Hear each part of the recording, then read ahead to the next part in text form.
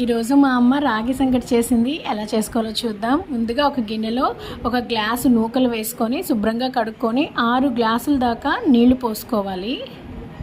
Stove on చేసి గిన్నెను పెట్టుకొని బాయిల్ చేసుకుందాము.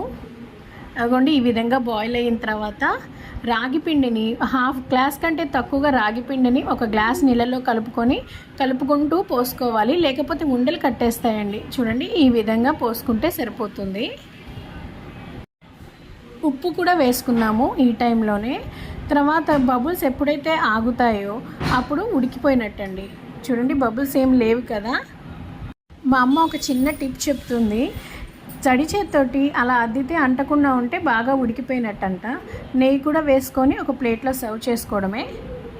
ఈ రాగి సంగటికి కాంబినేషన్ వచ్చి మిరపకాయలు నలిపిన పచ్చడి అండి. వెజిటేరియన్స్కి అయితే ఇది బాగుంటుంది.